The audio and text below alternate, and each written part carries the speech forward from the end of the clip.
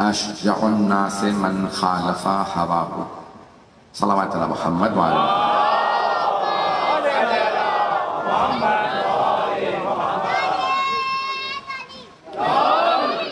رضان گرامی سارے سبق کی مجلس بھی ہے اور حضرت محسن کے عنوان سے بھی مجلس ہے. مضمون میں کچھ اور ذہن میں لے کے آیا تھا، میں نے بس ابھی یہاں پہ آنے کے بعد فیصلہ کیا جس مضمون کو پیش کر رہا ہوں اسے قبول فرمائیے گا.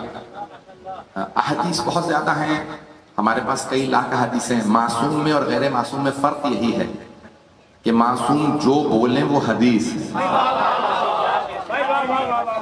جو کام انجام دیں وہ سنت ہے، جس کام کی تائید کر دیں وہ جائز ہے، جسے روک دیں وہ حرام. میرے جملے پہنچ رہے ہیں؟ عزیزان گرامی کئی مرتبہ ایک ہم اپنی طرف سے تعریف کرتے ہیں کسی چیز کی، یہ اس کی ڈیفینیشن یہ ہے، تعریف سے مراد یہاں ڈیفینیشن ہے، یہ چیز یوں ہے. ہم ایک چیز سمجھیں اور ایک مرتبہ معصوم سمجھاتے ہیں. اہم وہ نہیں جو ہم سمجھیں، اہم وہ ہے جو معصوم نے سمجھایا. شیعہ اسے کہتے ہیں جو وہی سمجھے جو معصوم سمجھانا چاہا. اوروں میں ہم میں یہی فرق ہے. اب یہ میں نے موضوع یہاں پہ آنے کے بعد جب یہ سنا کہ بھی حضرت محسن کے عنوان سے بھی ہے اور چوک بھی غدیر چوک ہے، تو پھر میں نے اپنا جو مضمون ہے یہاں آنے کے بعد تبدیل کیا ہے. جو پیش کروں گا اس سے محبت سے، اس محبت سے دیکھ رہے ہیں، اسی محبت سے سنیے گا. عزیزان گرامی اب یہ جملے سن لیجیے. بہت سی ڈیفینیشن ہمارے نزدیک ہم تعریف ہم کہتے ہیں یہ چیز یوں ہے. مثال کے طور پہ سرور کائنات دیکھ رہے ہیں کہ مدینے میں کچھ بچے پتھر مار رہے ہیں ایک آدمی کو. پیغمبر اس آدمی کے سامنے کھڑے ہو گئے، مسلمان بچے تھے.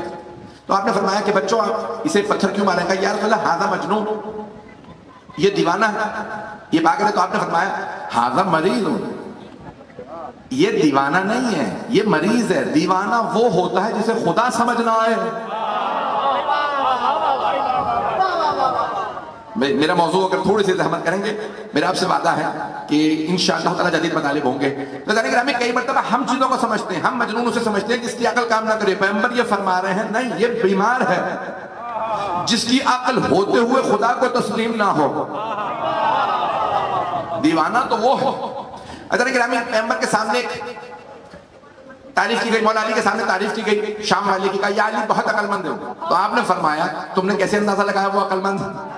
کہ یا علی ہر روز آپ کے خلاف ایک نیا منصوبہ لے آتا. آپ نے فرمایا تلک حیلۃ، وہ تو مکاری ہے. العقل ما عبد بہ الرحمن واکتسب بہ الجنان، عقل وہ ہے جو رحمان کی عبادت کرائے اور جنت تک پہنچائے. جو شاید جہنم میں لے جائے وہ عقل نہیں ہے، وہ عیاری ہے. بھئی میرے جملے پہنچ رہے ہیں؟ میں کئی مرتبہ انسان سمجھا میں بہت عقل مند ہوں. اسی آدمی نے کہا یا علی میں بہت عقل مند. مولانا نے کہا تم نے اس کو دھوکہ دیا. کہ نہیں میں بہت عقل مند ہوں. مولانا نے کہا نہیں، سوچو، یہ مت سوچو کہ تم نے اسے دھوکہ دے دیا، یہ سوچو اسے بھروسہ کتنا تھا کہ وہ دھوکہ کھا گیا. ہمارے نزدیک بعض کا چیزوں کی ڈیفینیشن اور ہے، تعریف اور ہے. معصوم علیہ السلام کے نزدیک تعریف اور ہے. اب آئیے ہمارے نزدیک شجاعت کی تعریف کیا ہے؟ لیکن اب مولا کائنات سے پوچھا گیا یا علی، رسول خدا فرماتے ہیں سب سے بہادر علی. اور جب بہادر کہنا ہوتا ہے تو عربی میں کہتے ہیں یہ شیر ہے. مختلف جانوروں سے تشبیہات دی گئی عربی میں. کہنا ہونا یہ بہت مکار ہے تو کہتے ہیں یہ لومڑی. یہ دھوکے باز ہے کہتے ہیں کہ یہ آستین کا سانپ. مختلف جانوروں سے مختلف تشبیہات استعارے دیے گئے ہیں. کہنا ہو کہ یہ بہت زیادہ محنتی ہے تو کہتے ہیں یہ شہد کی مکھی ہے. یہ جملے میرے پہنچ رہے ہیں عزیزان گرامی؟ عزیزان گرامی کہنا ہو نا بہادر ہے تو کہتے شیر. اور اگر کوئی اسد اللہ ہو، اللہ کا شیر ہو، اس کا مطلب ہے سب سے بہادر ہے، کیونکہ اللہ کا شیر بننا بڑا مشکل ہے. توجہ، اور اللہ کے شیر بھی کم نہیں ہے. حضرت حمزہ بھی اللہ کے شیر، حضرت جعفر طیار بھی اللہ کے شیر. خاموشی بتا رہی ہے میں جملہ نہیں پہنچا پا رہا. حضرت عباس علیہ السلام بھی اللہ کے شیر. اللہ کے شیر تو بہت ہیں، لیکن اسد اللہ الغالب صرف علی ابن ابی طالب.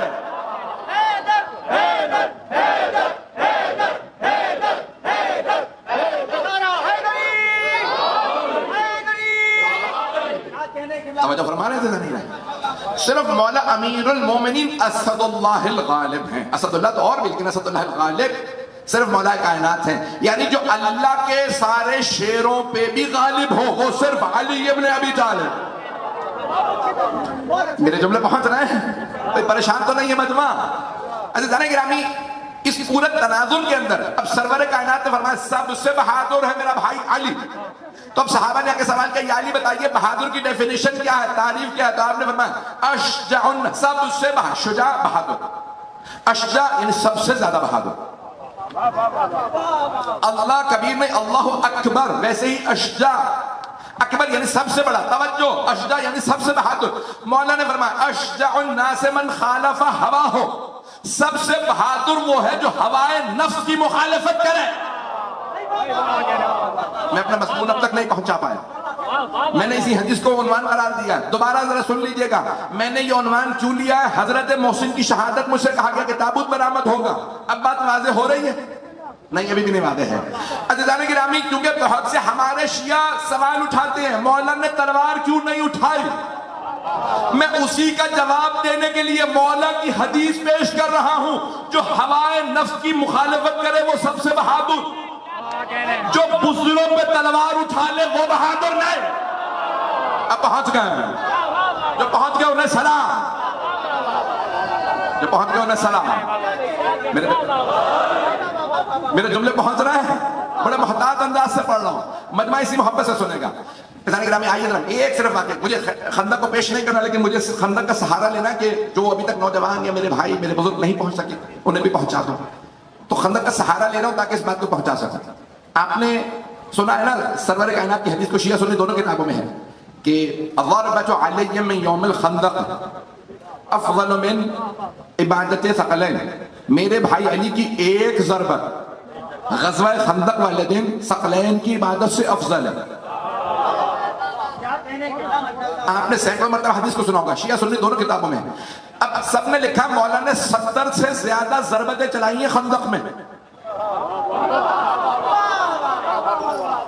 تھوڑی سی توجہ کر لیجیے گا, 70 سے زیادہ مولا نے ضربتیں چلائی ہیں غزوہ خندق میں, لیکن پیغمبر فرما رہے ہیں ضربت علی, علی کی ایک ضربت, ایک ضربت, 70 نہیں, ایک ضربت ثقلین کی عبادت سے افضل ہے. کوئی اتنی عبادت نہیں کر سکتا جتنا میرے بھائی کی ایک ضربت کا ثواب ہے.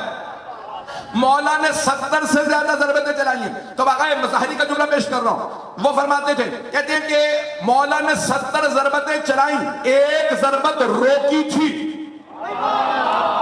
جب سینے پہ سوار ہوئے عمر ابن عبد ود کے اور اس نے گستاخی کی, مولا تلوار اٹھا چکے تھے چلانے کے لیے, مولا نے روک لیا. آقائے مظاہری کہتے ہیں میرا دل یہ کہتا ہے وہ جو 70 ضربتیں چلائی تھی وہ نہیں, وہ جو ایک روک لی تھی.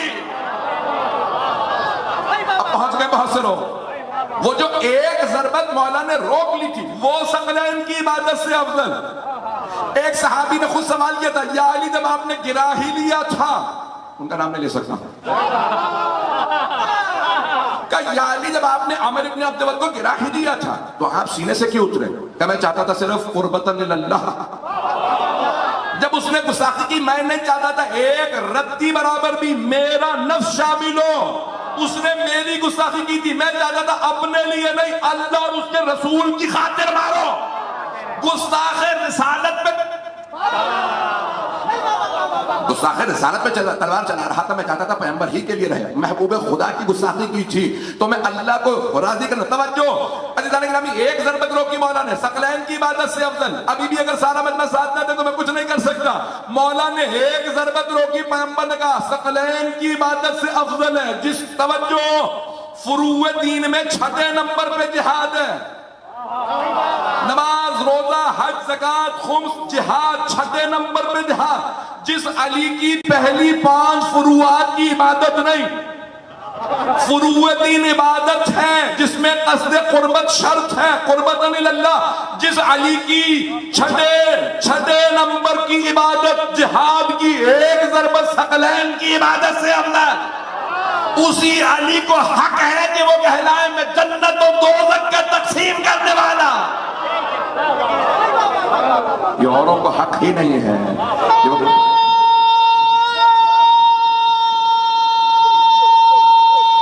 سب مل کے جواب دیں گے, مل کے اونچی آواز سے جواب دیں گے. جی تو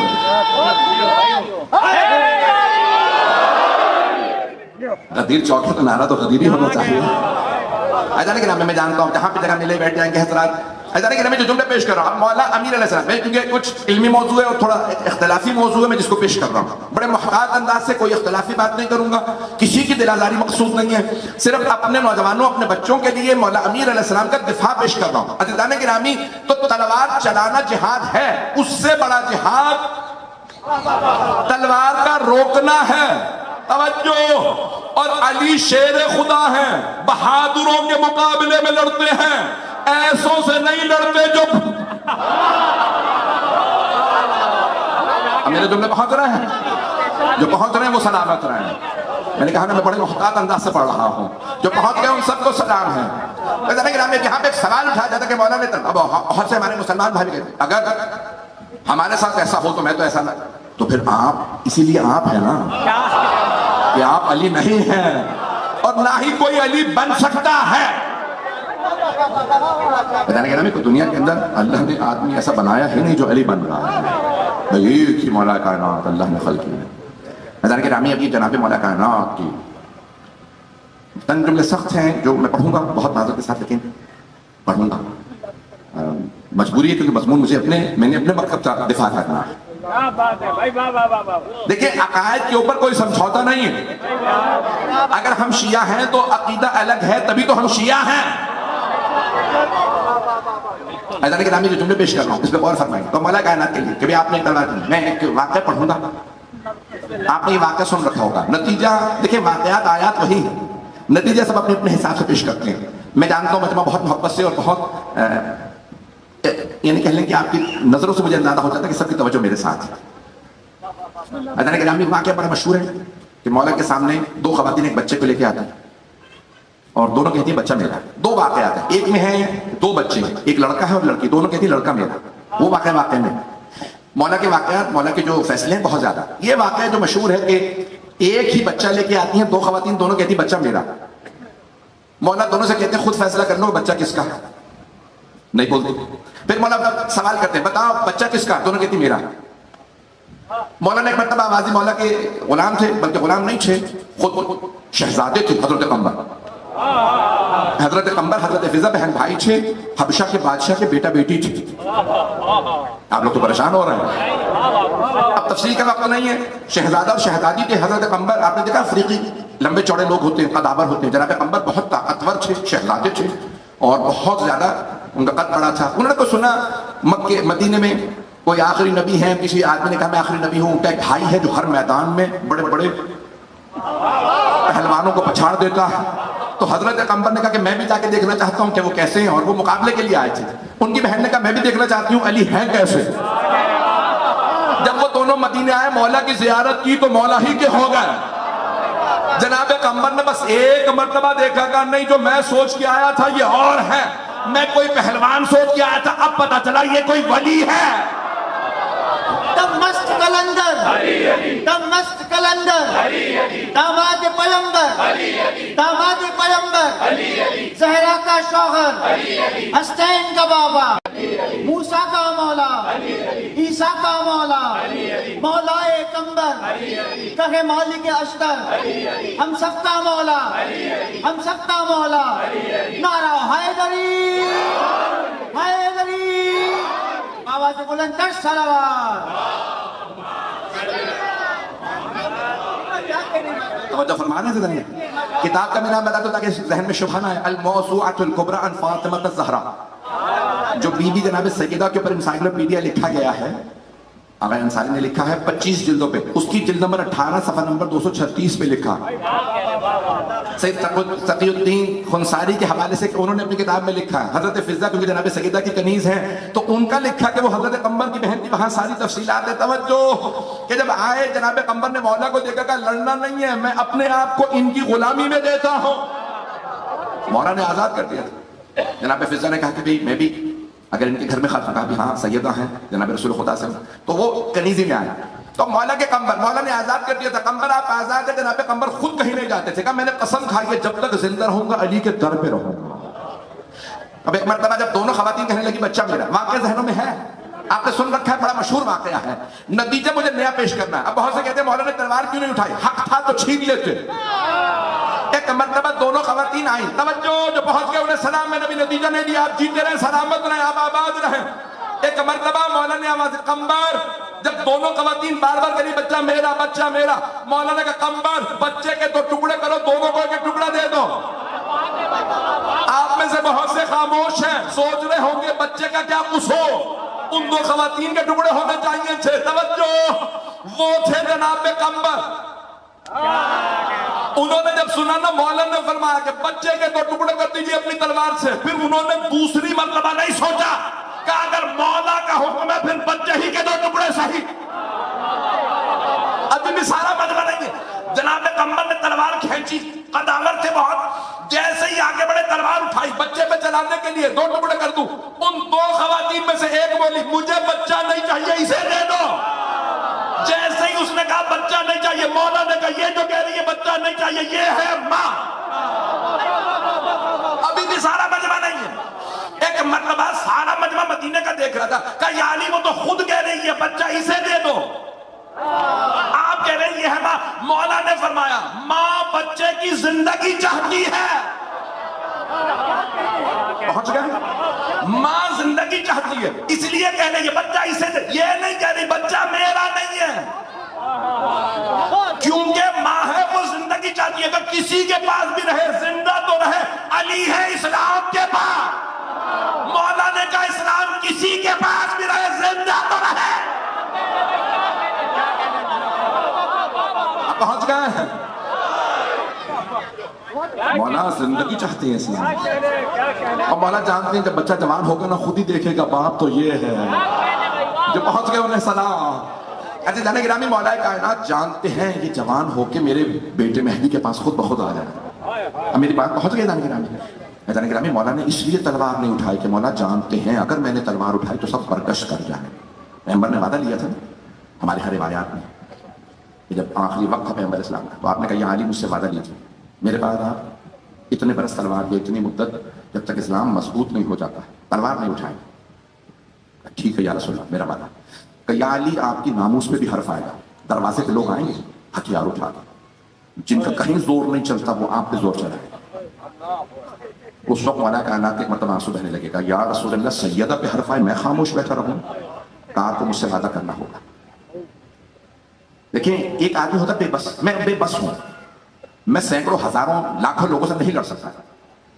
توجہ رہے میرے ساتھ، میں اپنے اوپر رکھ کے بات کر رہا ہوں، کسی اور پہ کیوں بات کروں؟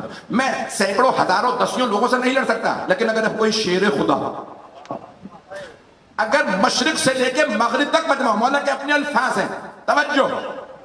جب کوفہ والوں نے جناب مولا حسن مجتبیٰ کی بارگاہ میں عرض کی، کہا مولا آپ کے بابا جو کی خشک روٹی کھاتے ہیں، ہماری درخواست یہ ہے کہ ایک مرتبہ ہماری محبت کی خاطر مولا سے کہیں ہم بکرا سے بکر کے لے آئیں گے، گائے اونٹ جو کہیں گے اچھی طرح سے گوشت کھا لیں۔ مولا حسن مجتبیٰ مسکرانے لگے، کہا آپ لوگوں کی محبت ہے میں اپنے بابا تک پہنچا دیتا ہوں۔ کہا بابا جان کوفے والے کہتے ہیں کہ اپنے بابا سے کہیے ایک مرتبہ گوشت اچھی طرح سے کھا لیں۔ کہا بیٹا حسن میری طرف سے ان سارے کوفے والوں سے کہہ دو کہ اگر اس بڑھاپے میں اس کمزوری میں جب یہ مجھے دیکھ رہے ہیں اگر سارے عرب جمع ہو جائیں تو میرے بازو کی تاب نہیں لا سکتے۔ انہوں نے میرا بڑھاپا دیکھا، سارا عرب جمع ہو جائے میری اس تلوار میرے بازو کی کوئی تاب نہیں لا سکتے، سب جمع ہو جائیں تو تب بھی میرا مقابلہ نہیں کر سکتے۔ اذان گرامی جو جملے پیش کر رہا ہوں، اللہ نے جسے اسد اللہ کہا ہو، توجہ، اب بہت سے لوگ کہتے ہیں ممکن ہی نہیں ہے، یہ بھی میں جملے بڑے محتاط انداز سے پڑھ رہا ہوں، آپ لوگ خود پہنچ جائیے گا، میری آپ مجبوری سمجھ سکتے ہیں۔ یہ بعض افراد نے بھی جواب دیا کہ نہیں آگ نہیں لگانی تھی، صرف ڈرانے کے لیے آگ لائے تھے، یہ الفاظ لکھا وہ کہیں پڑھ رہے ہیں، میرے پاس پہنچ رہی ہے دانی گرام میں دیکھیں میں نے آپ سے کہا میں بہت محتاط انداز سے پڑھ رہا ہوں۔ وہ کہتے ہیں نہیں آگ لگائی نہیں تھی، ہمارا تو ہے نا کہ آگ لگا دی تھی، کہتے نہیں آگ لگائی نہیں تھی، ڈرانے کے لیے دروازے پہ آگ لائے تھے۔ تو ایسی کون سی قیامت آ گئی تھی، ایسے کون سے حالات بن گئے تھے کہ نبی کی بیٹی اور داماد کے گھر پہ مسلمان آگ لے آئے تھے؟ اگر ہندو ہوتے، مشرق ہوتے، سکھ ہوتے، یہودی ہوتے، عیسائی ہوتے تو کہتے بھئی کیونکہ دین کے وارث یہی ہے۔ میرے جملے پہنچ رہے ہیں؟ میں جانتا ہوں میں سخت ترین باتیں کہہ رہا ہوں، اگر کوئی مشرک یا کافر یہودی عیسائی ہوتا تو سمجھ میں آنے والی بات تھی کہ بھئی وارث یہی ہے، بیٹی اور دامادی تو وارث ہے پیغمبر کے. لیکن اگر کوئی کہے میں پیغمبر کا کلمہ پڑھتا ہوں اور دروازے پہ آگ لائے تو سمجھ لو ایمان